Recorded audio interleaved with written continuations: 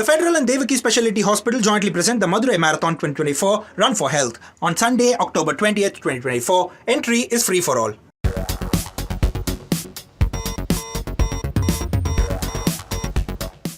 Hello and a warm welcome to Federal's special program, Capital Beat. Now, today a matter was mentioned in the Supreme Court seeking a stay on the oath-taking ceremony of the newly elected government of the state of Haryana. And this matter which was mentioned also had asked Supreme Court to take into consideration the discrepancies which were found in the recently conducted Haryana elections. Say, for example, the battery capacity of the EVMs, where 99% EVMs which were charged, they were found, versus 65% battery charged EVMs. There was a discrepancy which was cited in the voter turnout data. And though the All India Congress Committee came out and said that they never authorized this petition to be mentioned in the Supreme Court, but they have given a memorandum to the Election Commission of India to look into the discrepancies in the Haryana election. Now, there are several reports, there are several videos on the social media which talk about the fact that there was a huge discrepancy found in the Haryana election in at least 25 seats. And many people have been asking for a repoll in those 25 constituencies. Though the matter still is not in the Supreme Court, but the counting agents with whom I have been speaking to, they have been saying that we will wait for the Election Commission to respond, because Rajiv Kumar recently, when he held a press conference during the announcement of the Maharashtra and the Jharkhand polls, he said that he will address the complaints individually, all the complaints which have come to him. So the counting agents in Haryana have been saying that they will wait for Election Commission to respond, and then after that, they will try and approach the Supreme Court. But we thought it appropriate to talk about this issue because this issue is very technical as far as the charging of the 99% charge of the EVMs is concerned versus the 66% battery capacity is concerned, the voter turnout data. So we thought that no one better than Jagdeep Chhokar, who's the founder of the Association for Democratic Reforms. He was also the one who filed the petition on the EVMs and the VVPATs. Mr. Chhokar, thank you so much for joining on the Federal. And so the first question, of course, is that I'm not getting into what was mentioned in the Supreme Court because that has been dismissed by the Congress party. But they have gone to the Election Commission giving a memorandum citing discrepancies in the election of Haryana. Now, what I want to understand from you is that this point about 99% charged batteries of EVMs, how has this point all of a sudden come? And do you see this as a discrepancy? Well, first of all, I don't know how has this come up all of a sudden. It has come up all of a sudden to me also. I was not aware of it before the Haryana election. It had not been mentioned earlier. But now that it has been mentioned, I don't know how much of actual technical information is available from what has been put out in the public media by various candidates, their representatives, political parties, and also the Election Commission.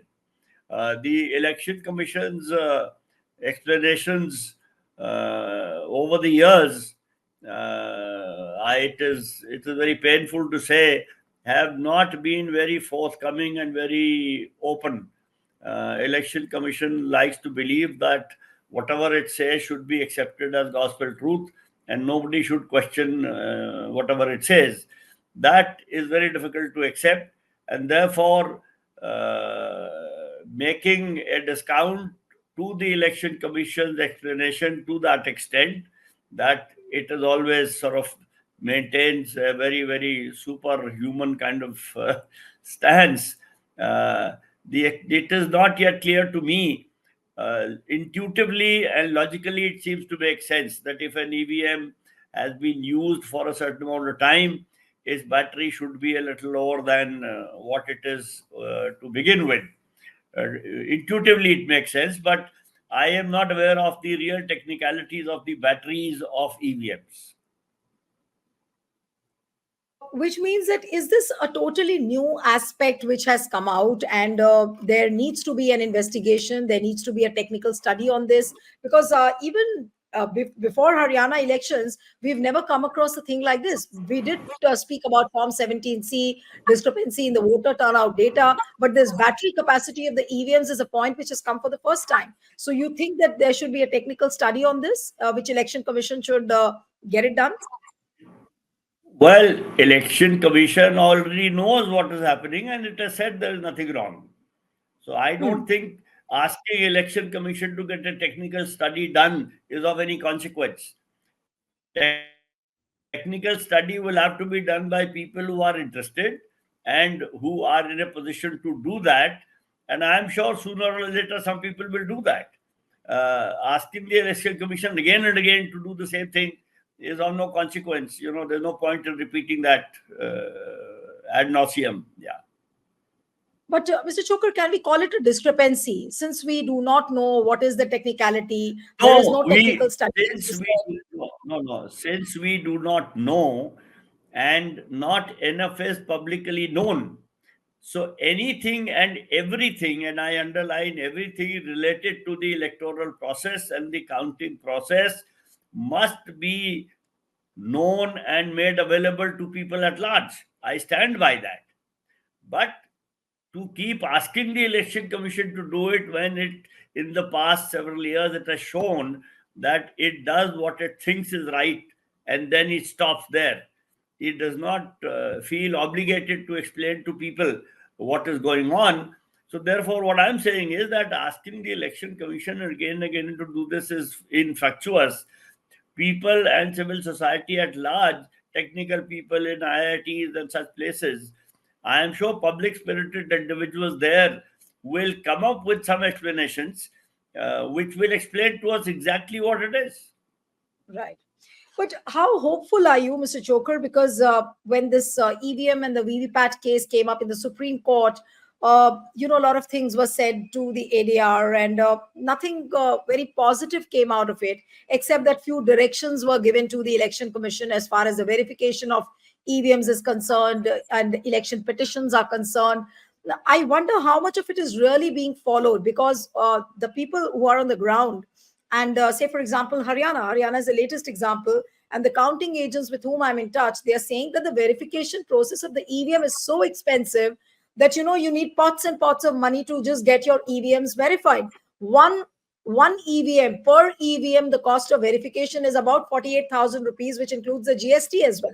And supposing if in an area, if you have to get, like one of the counting agents from Faridabad I was talking about, he said that if I have to get about 35 EVMs verified, then I would need more than 50 lakh rupees. Now, unless you have that kind of money, how will you get it verified? So is this a way to resist any kind of verification if they have made this process so costly? I saw that program with the Faridabad counting agent, and I agree with what he said, but I would also go a little beyond. When the Election Commission came out with its so-called administrative SOP and technical SOP, I wrote about it. The technical SOP is actually not doing what the Supreme Court wanted it to do. I mean, even if one has this big pot of money, the so-called verification of the, I forget what is called, the microchip or the computer chip, is not being done. What the technical SOP says, that the machine will be put through another mock poll, which it is put through even before the actual polling. And if the result of the mock poll turns out to be correct, then everything is correct. So a mock poll is not what the Supreme Court ordered. So the technical SOP is not in keeping with the directions of the Supreme Court. So I had written at that time, even before Haryana elections were even announced, when the technical SOP was issued, that this is not in keeping with what the Supreme Court ordered. And the entire process, I forget the details now, I wrote in some detail, seems to be designed to completely frustrate what the Supreme Court was trying to do. Absolutely. So that checking procedure, it was supposed to check the microchip of the EVM and of the control unit. As Mr. Arun Agarwal had said, it is not checking the microchip of the symbol loading unit, which is the most critical part of the whole thing. Because it is at the time of loading symbols that, things can go wrong anywhere. But symbol loading process is critical. And if that bit is not checked, it is no use doing everything else.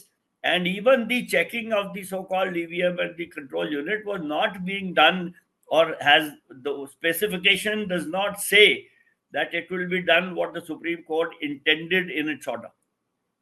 But practically speaking, Mr. Chhokar, the counting agents who are approaching the election commission with all these complaints, what they have been saying that when they apply for the verification, the election officials, they discourage those counting agents, saying that, look, you will get into this complexity of getting the EVMs verified, but all the data will be deleted. Then there will be a mock poll. So if they delete all the data, then what is the purpose of this kind of a verification? That also is beyond comprehension. I mean, if after that, it has to be a unilateral decision saying that, oh, nothing is wrong, then supposing if the complainant has to go back to the court, then EVM doesn't have any data because they will have deleted all the data. See, we can keep going through this verification process as long as we want. I have already said that the way the technical SOP has been formulated, it does not do what the Supreme Court intended to be done. In addition, the SLU, the symbol loading unit, is not even subject to verification. So the whole verification exercise is a non-starter. And if the counting agent, as you rightly say, as I said, I saw that video of yours, that counting agent was right. Election officials will do what they want to do.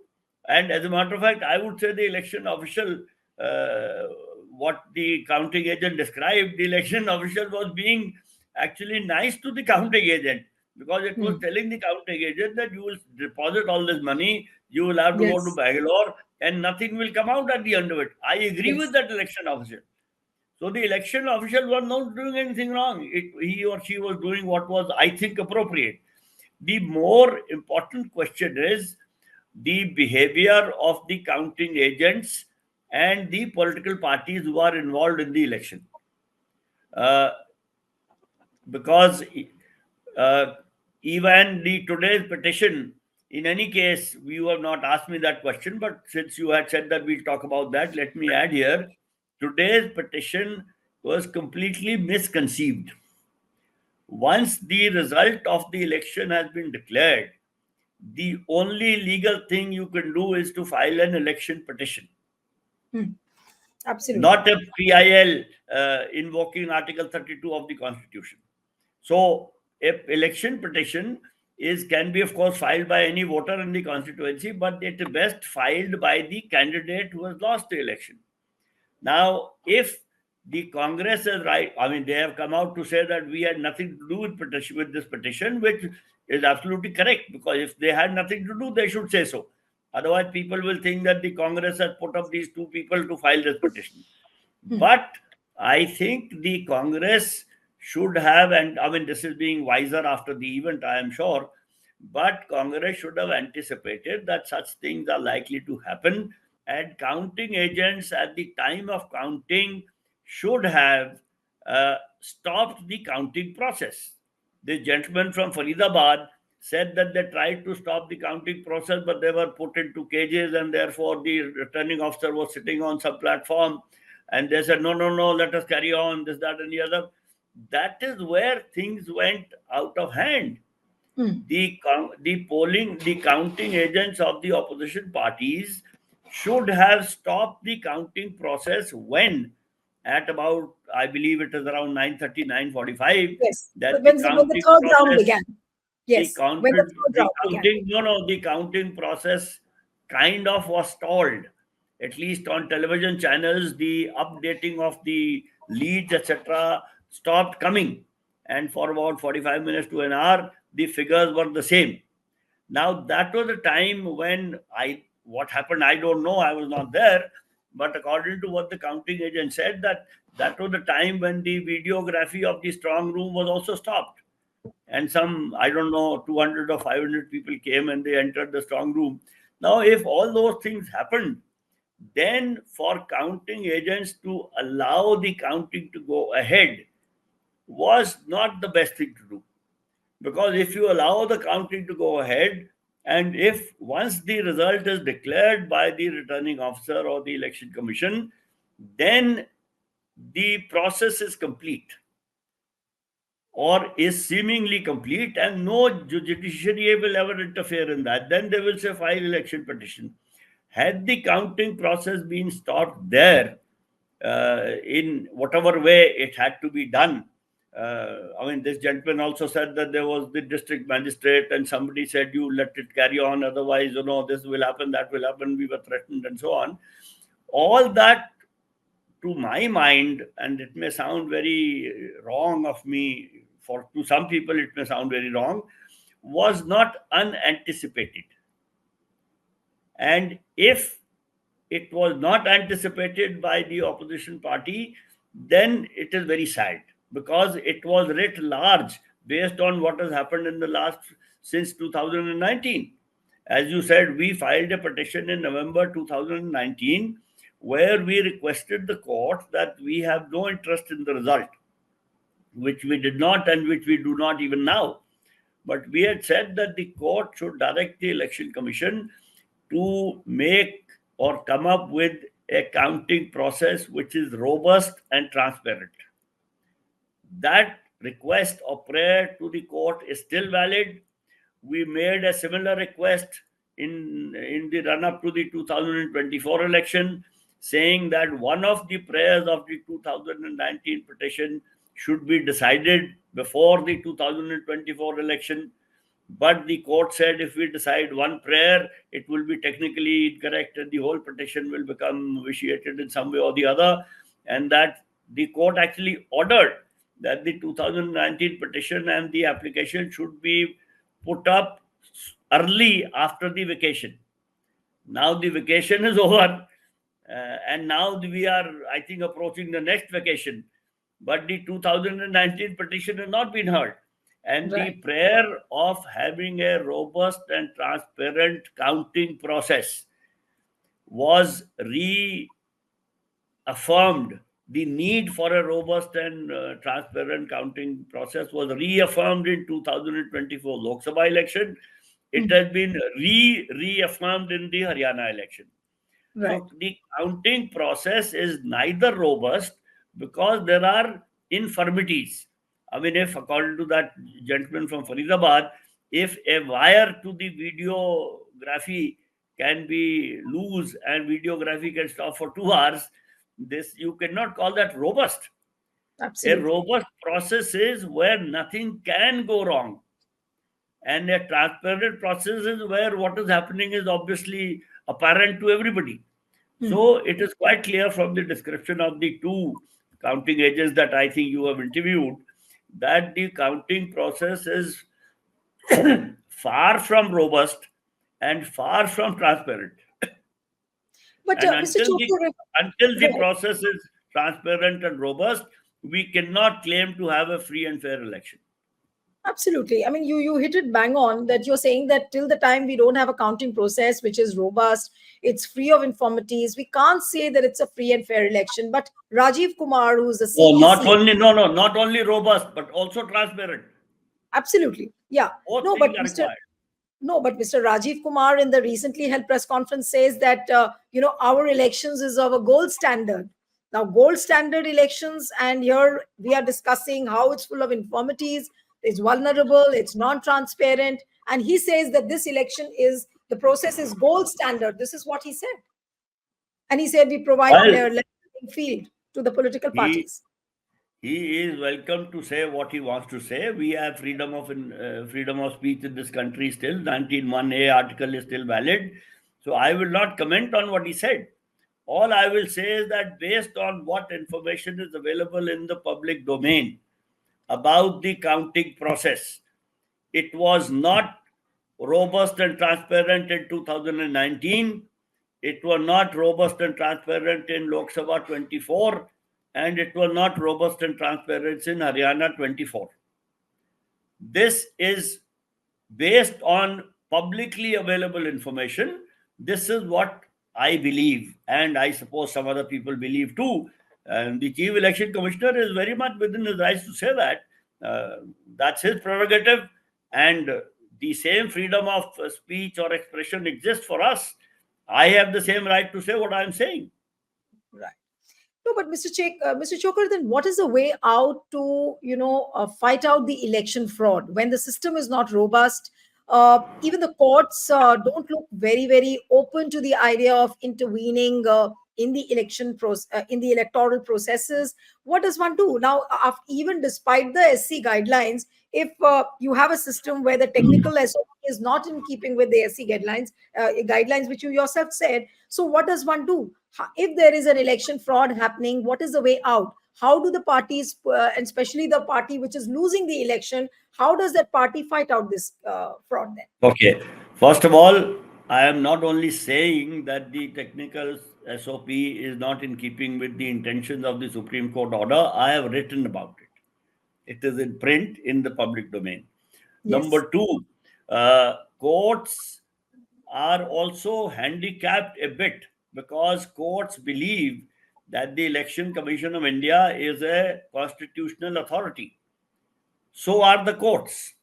So, for one constitutional authority to challenge and not believe another constitutional authority is rather tricky. I mean, therefore, the court, in all the cases that we have attempted and in which we've got adverse judgments from time to time also, the court maintains that what the Election Commission of India says is to be accepted as correct. Now, if some people contend that what the Election Commission of India says is not correct, and courts are in a way justified in not accepting that plea by people, then you can't blame the courts. Therefore, ultimately, such kind of election irregularities will have to be fought at the cutting edge of elections, at the time of polling, in the polling booths, where the polling agents have to be more vigilant, they have to be strong. I have also, I mean, when I go to vote, I find that not all parties have polling agents.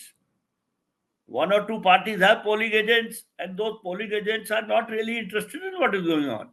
No, but Mr. Chokar, No, just a minute, just a minute. You cannot have polling agents who are just, quote unquote, doing a job. They may be paid X amount of money to sit there for the day, and they sit there and they keep marking. They don't really are interested in what is going on. Similarly, during the counting process, as the gentleman said, that they tried to make a noise, they tried to raise their voice, but it was not heard.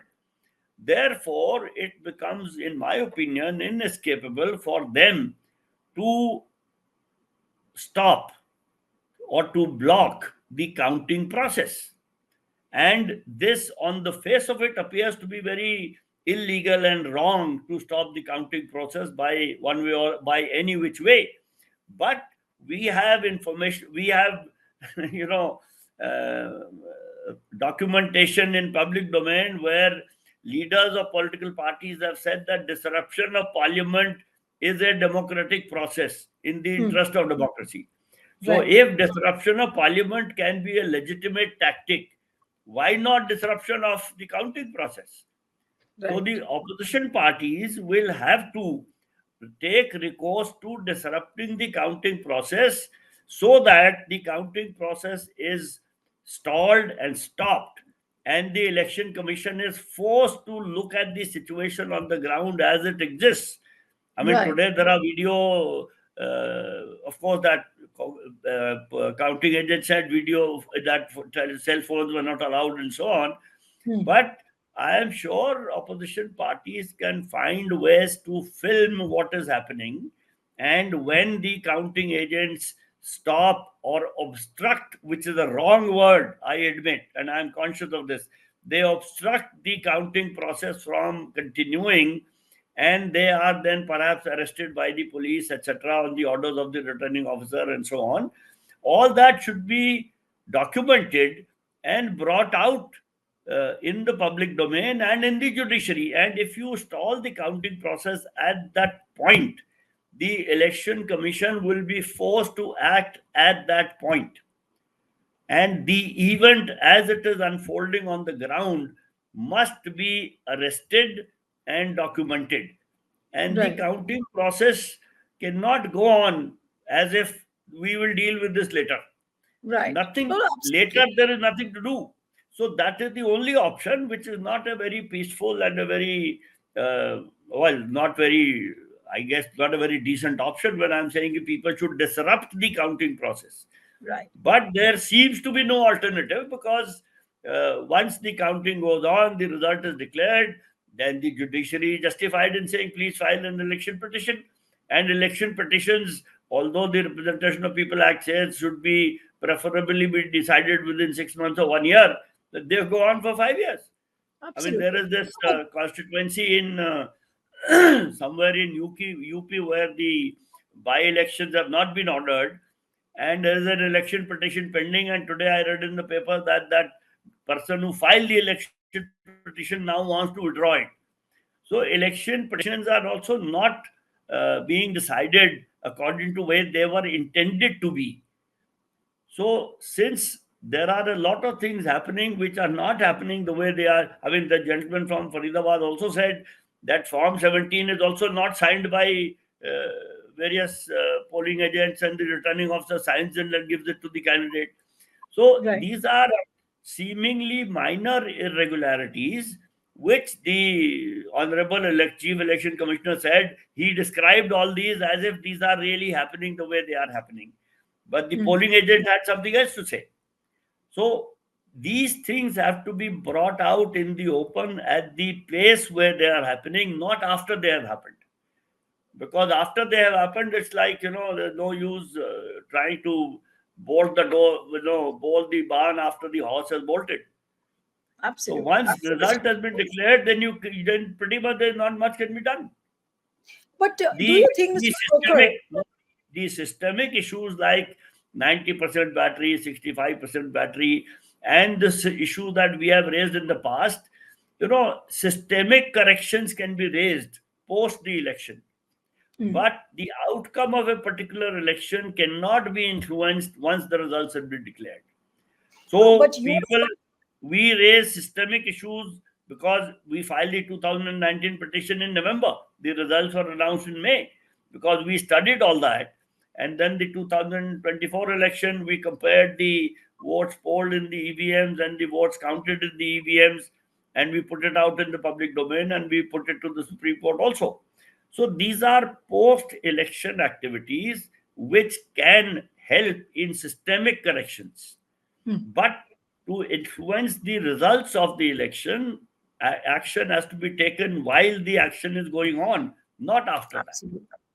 So, Mr. Chokar, which means that the political parties also need to get trained. But as I spoke to this counting agent, he cited various helplessness, like the setup of the counting room, where they are made to sit on one corner, and the observer will sit in one corner, and he'll be caged, and he'll be asking the counting agents to maintain a distance. They'll all be holed up in one place. They will not be allowed to speak to anybody. Now, does this setup need a change? Because and the counting agent also mentioned to me that the situation was like, you're sitting in North Korea. That kind of a description he made. Now, I don't know whether that extreme is right or not, but the setup of the counting room and also the training of the counting agents both have to go together. But then the election commission is not so responsive on all these things. No, no. Here again, there is also a question of election commission. I assume is doing what it thinks is right, but election commission, it seems, is working in coordination with the government of the day. And political parties who are not in the government of the day, they have to realize that the election commission is answerable to people at large. There are two confusions here. One is the election commission also at times, and I've written about it, election commission seems to think it is answerable or responsible to political parties. Although the chief election commissioners over time have said that we are responsible to people at large, but their actions do not seem to show that. So, first of all, they should be responsible to people at large. Anyway, be that as it may, opposition parties must understand that they have as much right to influence the electoral process as any other political party. And if there is a problem with the setup at the counting center, etc., the political parties have to put it to the election commission and insist that that should be done in consultation with all political parties, not with one or two. And No, if but I like, may, no, just a minute. I don't want to be critical of that gentleman from Faridabad, but if you look at that video carefully, at some stage, where either you or Mr. Arun Agarwal asked him, why did you not make a noise at that time in the first 2 or 3 rounds? He said at that time we were winning. Now, yes, this mindset that if we are winning, we will let some irregularities pass. But if we are not winning, then we will bring those irregularities out. Irregularities, whether I am winning or I am losing, irregularities should not be acceptable because we must protect the integrity of the process. You see, the focus is too much in political parties also on winning or losing. If political parties were also to become careful about maintaining the integrity of the process regardless of winning or losing, then things would not be so bad. I mean, if you look at the EVM affair over the last, let's say, 30 years, every political party at some point or the other has criticized the EVM, including the ruling party today, which when a gentleman called GVL Narasimha Rao wrote a book against EVMs and Mr. L.K. Advani wrote a foreword to it. So BJP also criticized the EVMs. So every political party has criticized EVMs at some point or the other, and every political party has kept quiet about the EVMs at some point or the other. Now, this kind of inconsistent behavior does not result in a healthy democracy. Political parties have to understand that to have the system operate correctly and robustly and transparently is in their interest, whether they win or lose. absolutely. This is the problem that our political parties have. When they think they are winning, they don't worry about anything going wrong. When they start losing, then there is a hue and cry. I mean, they should be protecting the system. Absolutely. Yes. Thank you, sir. Thank you so much. It was a wonderful talk. And the biggest takeaway today was, I think, where you mentioned the point that just as disrupting the parliament is a democratic means, then why not disrupt the election process? And last bit before I wind up, like if you disrupt the election process, citing some rules or making some noise, it's normally seen as an anti-national activity. Now, what does one do about No, that? I am not saying disrupting the electoral process. I am saying the Counting counting process. Yes. If Yeah, I'm sorry. in the Counting process. if in the counting process something irregular is happening, then the counting process should not go ahead unless that irregularity is either corrected or explained satisfactorily. You can't brush aside irregularities and think that if this irregularity is helping me win, I will keep quiet. If it is making me lose, I will make a noise. Right. Okay, thank you so much, Mr. Chhokar, for joining on the Federal. And one appeal to the viewers who are watching this interview: subscribe to our channel, send us a feedback, and stay tuned to the Federal.